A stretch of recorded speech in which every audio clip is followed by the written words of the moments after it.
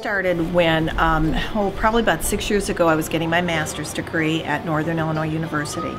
And one of the last classes that I took, the teacher said, you need to find a project, go out into the field, something that you can do for children and write a lesson plan and you know, just go to town with it.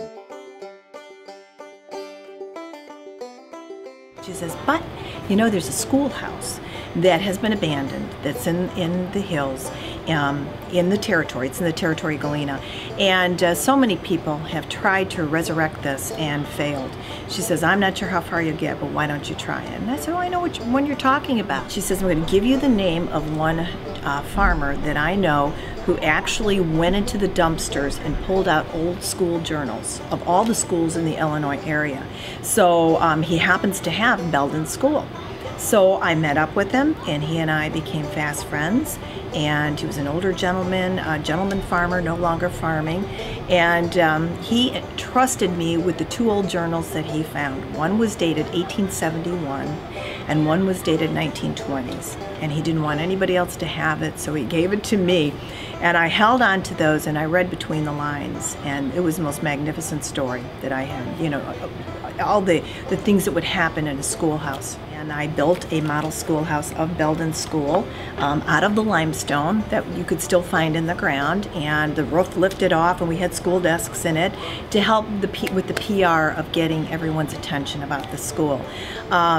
We went ahead and I wrote many newspaper articles, did posters, the whole gamut for the schoolwork. But then after that class was over, it continued on. I started the little schoolhouse, opened up in September of this past year, 2009. We had a huge rededication ceremony, and it is just beautiful. That we were able to find the elderly people, again in their 80s and 90s, as I mentioned with the children, that were coming in with their walkers from all areas of the United States. Huge group. We were so surprised. We must have had about 18 people at that age come in, and we had a class reunion. And they told us their stories, we wrote them down. So I took the stories, a little bit more research I did, and wove that into a fictional tale of Belden Boy. So there. And I've taught first, fourth, and fifth, and I see a common thread throughout those grade levels of bullying and how to deal with it. So. Absolutely. So we mixed a little bit of what goes on today, which happened in those days as well, along with a little avenue of history in there, and created what I think I found to be a good tale. If I don't say so myself, I think it's a great story. And the background, I think my children have learned so much in this classroom about what it takes to write a book, or just a story, to sit down and write a story, that quite often you have to do research. And there's a story everywhere you look. Yeah, what kind of research she might have done? She might have asked the people that live in Galena. Very good. Ask the people, and that would be considered what? Interview?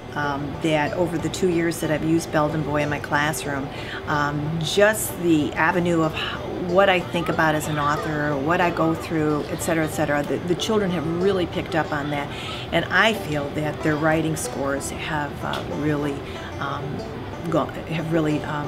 skyrocketed. I've given them their own journal that they write in all year long.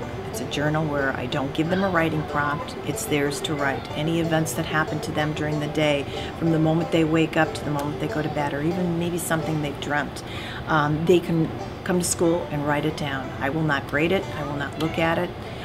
It's theirs. And we've made them design their own little bags. I think I have a bag right over there. They have some bags, and they'll put the journals in there and give them all kinds of writing tips, and I just let them have that on their own, and that's theirs, and they really do appreciate that.